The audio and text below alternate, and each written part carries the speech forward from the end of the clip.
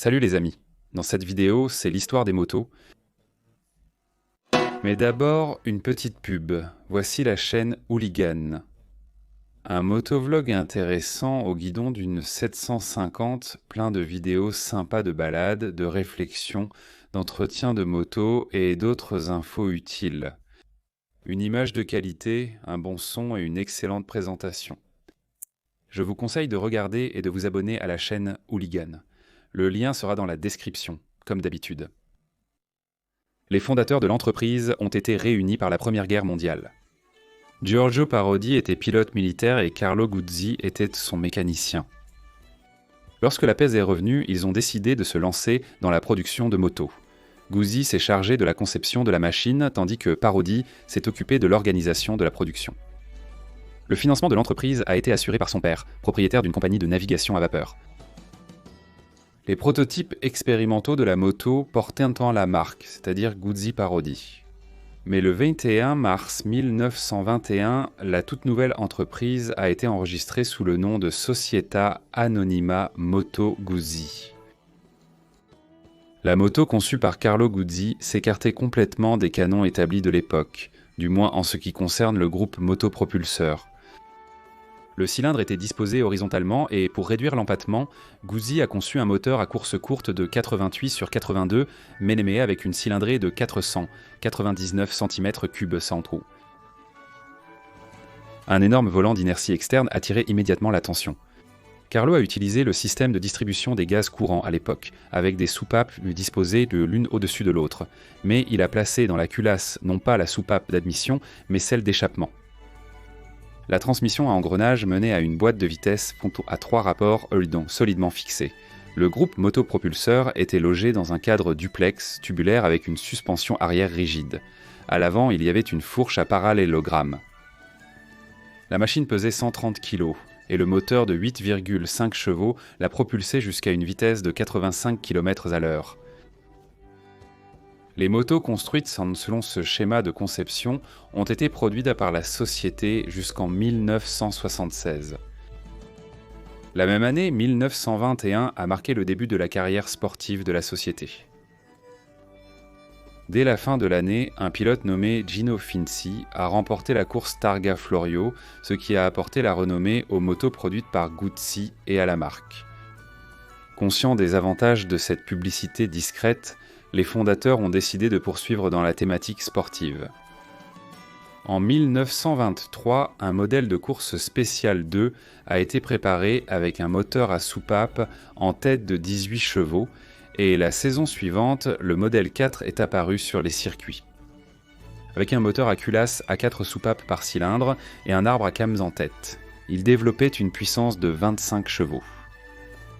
Guida Mentasi a remporté le Grand Prix d'Europe sur cette moto. Bientôt, une version 250 cm3 de la machine a également fait ses débuts, d'abord en version course puis en version routière. Carlo Guzzi a présenté cette nouveauté exceptionnelle en 1928. Le modèle avec roue arrière suspendue. Le bras oscillant, équipé d'amortisseurs à friction, avait une construction triangulaire vue de côté. Les ressorts travaillant en traction passaient sous le moteur. La puissance du moteur, toujours avec des soupapes disposées l'une au-dessus de l'autre, a été portée à 12 chevaux. Le même moteur était installé sur le modèle 14.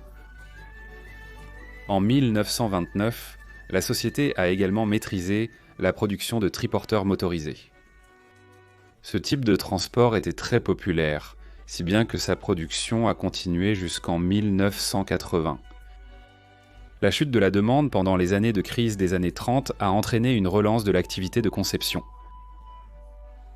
En 1932, en plus des machines routières de 250 et 500 cm3, la société a lancé le modèle 175 avec un moteur de 174 cm3 développant 7 chevaux. En 1933, une nouvelle série de machines de 500 cm3 a fait ses débuts avec des moteurs à soupape en tête, des boîtes de vitesse à 4 rapports avec changement au pied et des roues arrière suspendues. Le modèle GTV de 19 chevaux et le modèle GTW de 23 chevaux.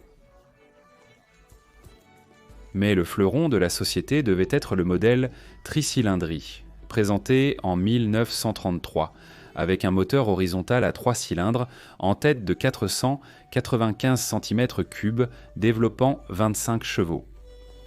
Hélas, cette machine complexe et coûteuse n'a pas suscité l'enthousiasme des acheteurs, et seulement 12 exemplaires de cet appareil ont pu être fabriqués. Mais c'est justement dans l'augmentation du nombre de cylindres que Carlo Guzzi a vu la voie du succès, du moins sur les circuits de course. Dès 1930, il a testé une moto équipée d'un moteur à soupape en tête horizontale de 4 cylindres de 492 cm3 doté d'un compresseur. Bien que ce moteur ait développé pas moins de 45 chevaux, il s'est révélé trop peu fiable. La conception développée en 1933 avec un moteur bicylindre en V de 495 cm3 s'est avérée bien plus réussie. Pour un meilleur fonctionnement en douceur, Guzzi a choisi un angle d'ouverture de 120 degrés en plaçant le cylindre avant à l'horizontale. Les arbres à cames en tête, un par culasse, étaient entraînés par des arbres et une paire d'engrenages mécaniques. Le moteur développait une puissance maximale de 40 chevaux et en 1935, elle a été portée à 45. À la même époque, le moteur a été installé dans un nouveau châssis avec une roue arrière suspendue. Sur cette moto, Stanley Woods a remporté la course Tourist Trophy de 1935 et sur la version monocylindre de 250 cm3, il a gagné la course dans la catégorie 250 cm3.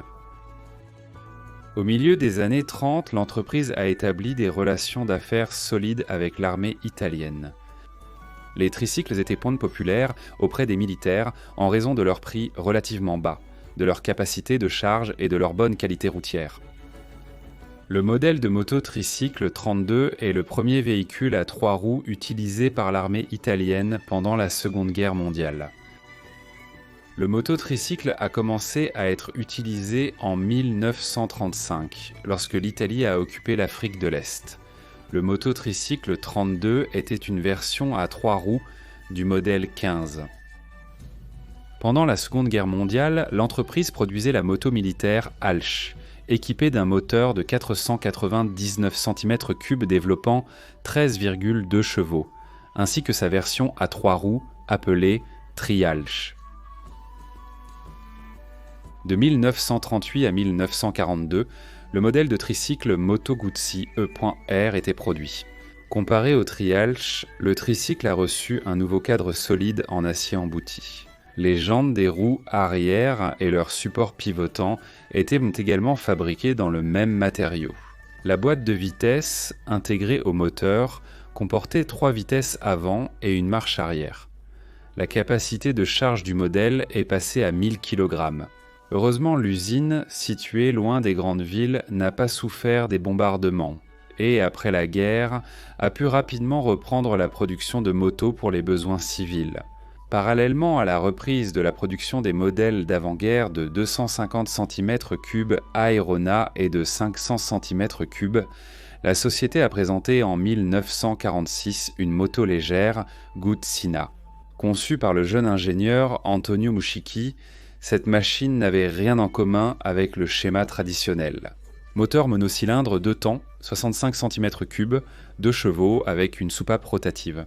À l'admission, boîte de vitesse en A3 rapports, cadre tubulaire en épine dorsale, suspension oscillante avec un seul élément, ressort à la base du bras oscillant, fourche avant à parallélogramme. Il n'est pas surprenant que cette machine simple à fabriquer soit devenue le leader des ventes dans l'Italie appauvrie d'après-guerre. Ensuite, la société a reconstruit les modèles d'avant-guerre. En 1948, Aerone a reçu une fourche télescopique avant. Parallèlement au modèle standard, avec un moteur de 9,5 chevaux, ils ont commencé la production d'une variante de 13,5 chevaux avec une vitesse maximale de 118 km/h. En 1949, le modèle a été remplacé par une version avec un moteur de 499 cm3 développant 19,5 chevaux, une fourche télescopique à l'avant et une suspension arrière avec des amortisseurs hydrauliques.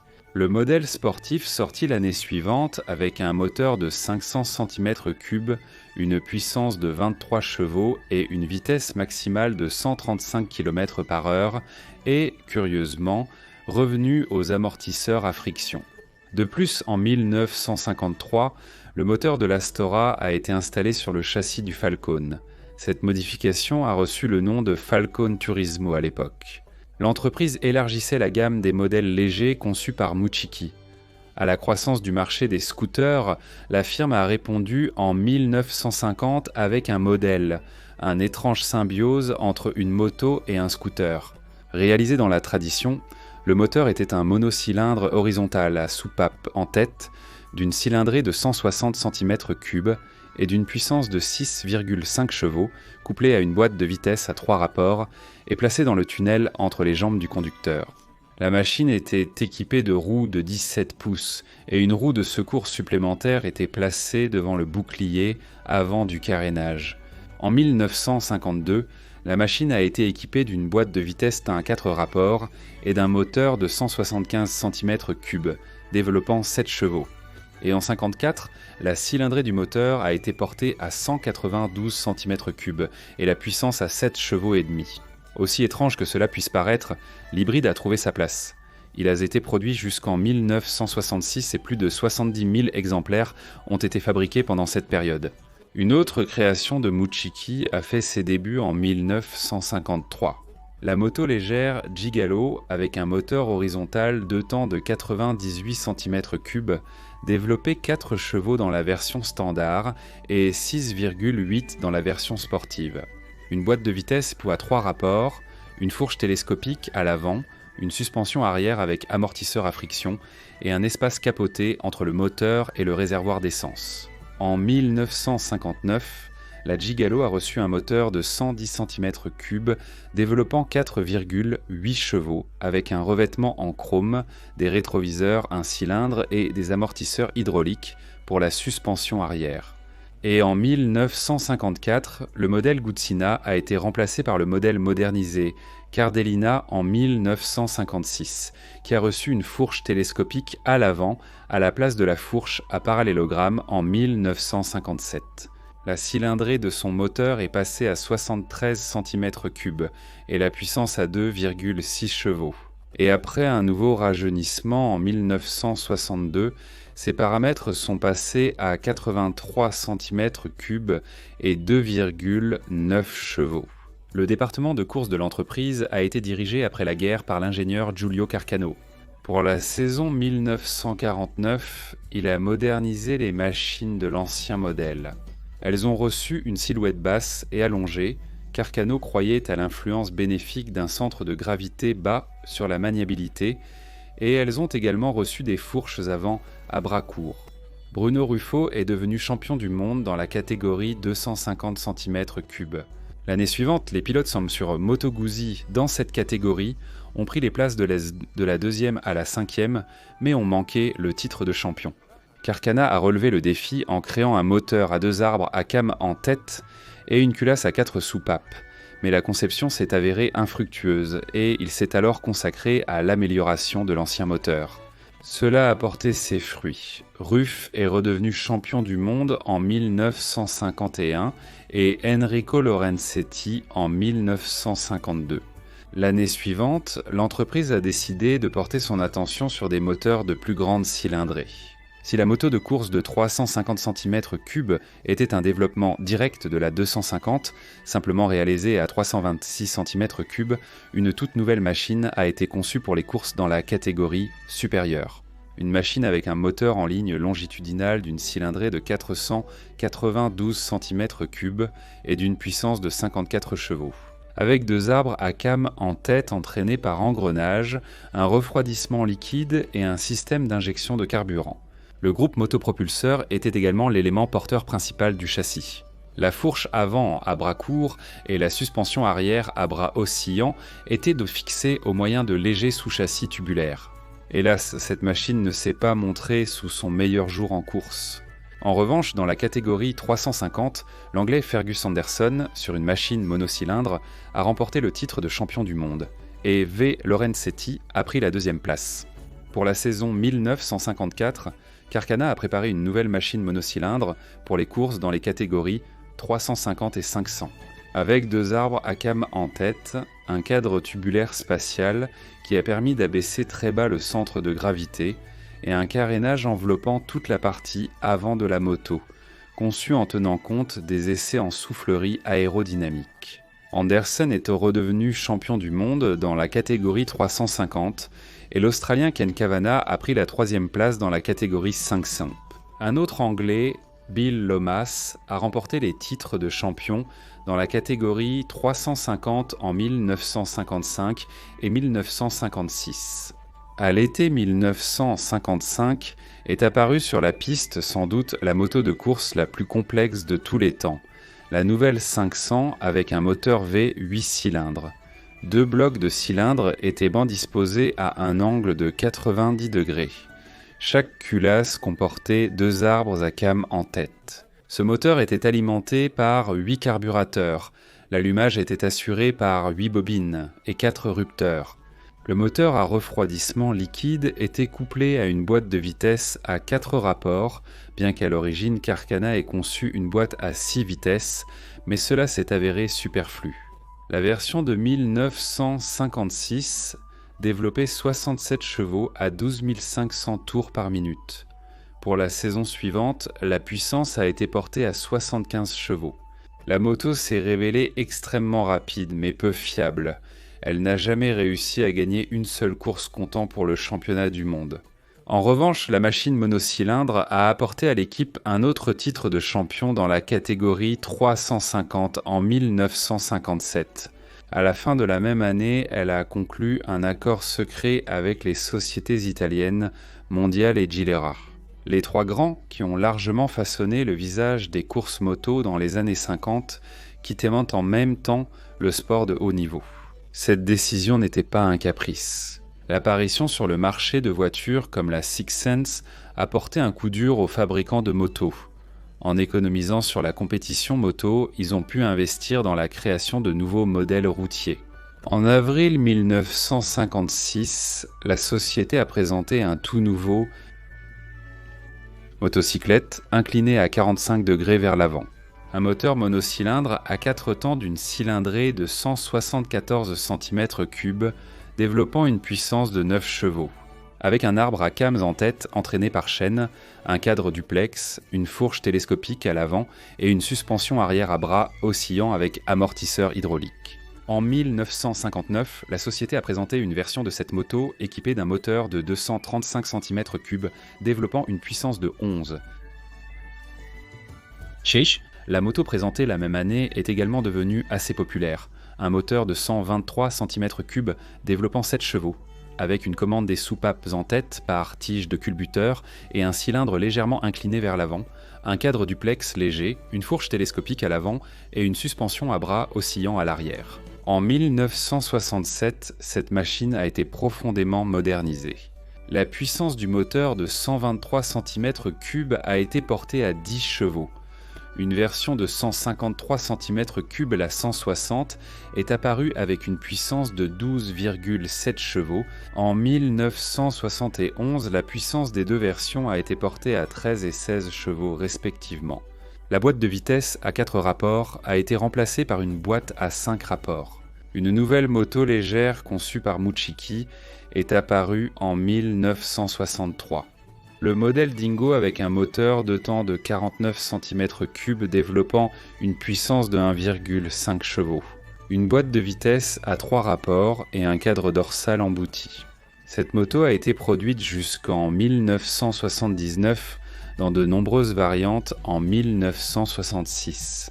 Le cyclomoteur a démarré avec un moteur d'une cylindrée de 41 cm3 d'une puissance de 1,23 chevaux. Et une boîte de vitesse à 2 rapports. Mais ce n'est pas dans ces véhicules légers que s'est trouvée la future entreprise. C'est un véhicule tout-terrain à 3 roues, développé à la fin des années 50 sur commande du ministère de la Défense, qui l'a indiqué. Le modèle à transmission intégrale, qui a fait ses débuts à Genève en 1960, est une construction très complexe, même selon les normes d'aujourd'hui. À l'origine, il était prévu d'installer sur le tricycle un moteur monocylindre de 500 cm3, utilisé dans un autre célèbre tricycle, le 503. Cependant, ce moteur s'est révélé insuffisamment puissant, alors il a conçu un tout nouveau moteur en V d'une cylindrée de 750 cm3 baptisé V7 en l'honneur de son créateur. En pratique, Moula le mécanicien n'a pas été à la hauteur. En 1963, la production a été arrêtée et seulement 200 exemplaires ont été fabriqués. À l'automne 1965, le public a découvert une voiture appelée Bicylindrica 700. Un moteur de 4 cylindres d'une puissance de 50 chevaux, couplé à une boîte de vitesse et un 4 rapports, est monté longitudinalement selon la disposition du vilebrequin dans un châssis tubulaire duplex. La transmission à la roue arrière se fait par un arbre de transmission. Selon la société, cet engin de 243 kg était capable d'atteindre une vitesse de 170 km à l'heure. Hélas, il n'a pas été possible de le vérifier immédiatement. En 1966, la société s'est retrouvée au bord de la faillite et est en fait passée sous gestion étatique. Ce n'est qu'en 1967 que la production en série des machines à 2 cylindres a commencé, et il s'est avéré qu'elles étaient déjà devenues obsolètes. L'ingénieur Lino Tonki s'est chargé de leur mise à jour. D'abord, en 1969, il a présenté une version modernisée.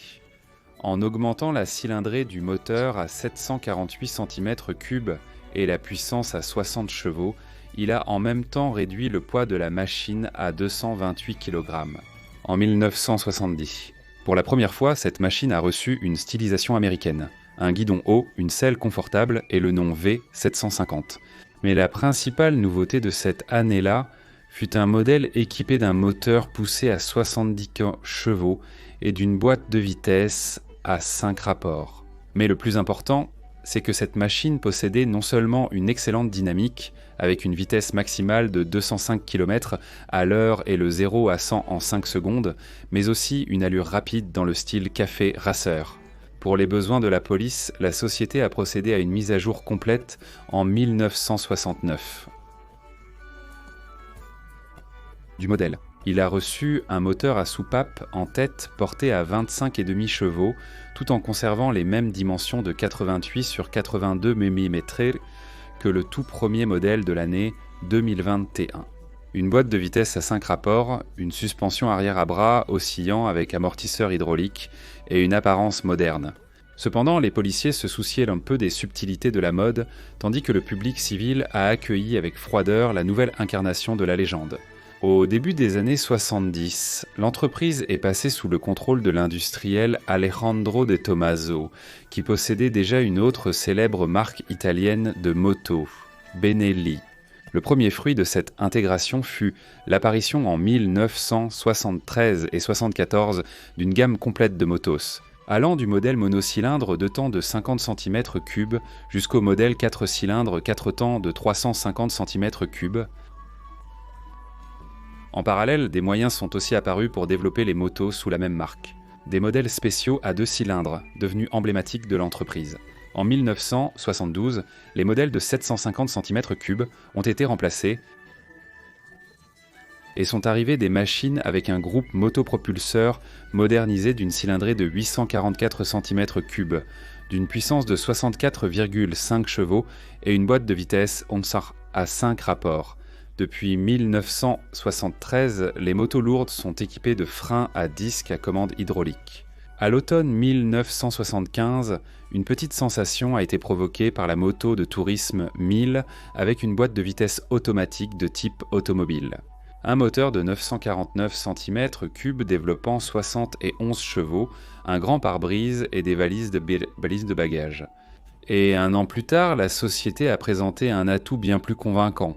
La moto routière sportive 850 avec un moteur de 844 cm3 développant 81 chevaux, avec des roues en alliage et une apparence magnifique, conçue par le célèbre Atelier. C'est à cette époque que l'entreprise a commencé à équiper ses motos d'un système de freinage intégré, caractéristique également des Moto Guzzi modernes. Le pari de vendre des motos de moyenne gamme sous cette marque ne s'est pas avéré payant. Il a donc pris la décision de développer une moto de cette catégorie dans la tradition de l'entreprise, avec un moteur bicylindre en V et une transmission par cardan à la roue arrière. Ces modèles, c'est avec un moteur de 346 cm3 et une puissance de 33,5 chevaux, et la V850 avec une cylindrée de 490 cm3 et une puissance de 45 chevaux ont été présentées au public en 1976. La demande pour ces nouveautés s'est avérée si élevée qu'il a fallu utiliser l'ancienne usine de Milan pour leur assemblage. Outre les versions classiques, en 1981, la production des modèles sportifs V35 Emola et V50 Monza a commencé, ainsi que celle des modèles au style américain, V35 Custom et V50 Chopper. À la même époque, les grands modèles de la société, tels que les versions sportives, touristiques et américanisées, sont également passés au nouveau moteur de 949 cm3. L'écart entre les petits et les grands modèles a été comblé en 1982 avec l'apparition du modèle Fan 65 avec un moteur de 643 cm3 et une puissance de 52 chevaux, et un an plus tard, une version plus puissante de 744 cm3 et 65 chevaux est apparue. Le lancement en 1983 de motos au style tout-terrain a été quelque peu inattendu. Avec des modèles d'une cylindrée de 346 cm3 et une puissance de 31 chevaux, ainsi qu'un modèle avec un moteur de 649 cm3, développant 48 chevaux. Bien sûr, ces machines imposantes, par leur taille et leur poids, sont difficiles à considérer comme de véritables conquérantes du tout-terrain, même si la société présentait activement des versions spéciales lors de prestigieux rallyes raids. Avec le temps, elles sont devenues de puissantes motos d'enduro pour les voyages. L'apogée de ce processus a été atteinte avec le modèle de 1991, doté d'un moteur de 948 cm3 et d'une puissance de 70 chevaux. Au moment de ses débuts, c'était la moto tout-terrain la plus puissante et la plus lourde du monde. Elle pesait 210 kg. Les moteurs ont également été utilisés avec succès dans de telles séries de courses. À la fin des années 80, l'entreprise a invité l'un des meilleurs spécialistes de la création de motos de course de cette catégorie, l'américain Dr. John Whitner, pour créer une nouvelle moto sportive. Le prototype qu'il a créé a été présenté à l'automne 1989, et 2 ans plus tard, la version de série a été dévoilée. Le moteur en V de 992 cm3 a reçu des culasses à 4 soupapes, des arbres à cames en tête haut placée et un système d'injection de carburant. Grâce à cela, la puissance maximale a pu être portée à 95 chevaux à 8000 tours par minute. Whitner a entièrement repensé le châssis. Une puissante poutre dorsale, une conception spéciale de la suspension arrière, minimisant les réactions de la transmission par arbre. Un moteur assez coûteux à produire a provoqué l'apparition, en 1993, du modèle 1100 avec des carburateurs, des culasses à 2 soupapes et un arbre à came centrale. Grâce à l'augmentation de la cylindrée, il a été possible de maintenir la puissance à un niveau de 90 chevaux. En 1996, ce moteur a été équipé d'un système d'injection de carburant. Et 1 an plus tard, il a été dégonflé à 74 chevaux. La version du moteur a été reçue. Actuellement, l'entreprise produit 3 gammes de modèles, réalisées dans le style américain, la 750 et la famille, ainsi qu'une série routière sportive 8. À l'été 2000, le groupe italien a acquis l'entreprise et en 2004, elle est devenue, avec d'autres, une partie de la corporation.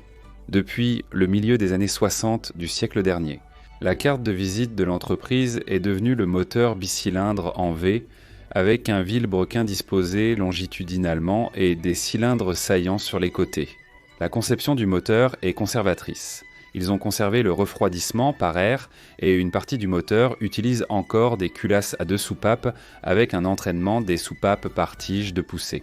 Les culasses à 4 soupapes avec arbre à cam en tête ne sont entrées en production qu'à partir de 2008. Aujourd'hui, les motos les plus populaires auprès des acheteurs sont la 1200, la Norge 1200 et également. C'est précisément grâce au niveau élevé des ventes de ces modèles de motos que l'entreprise reste l'un des leaders de la production motocycliste italienne. Dans nos régions, elle ne s'est pas largement répandue et reste une véritable curiosité sur les routes. C'est tout pour aujourd'hui.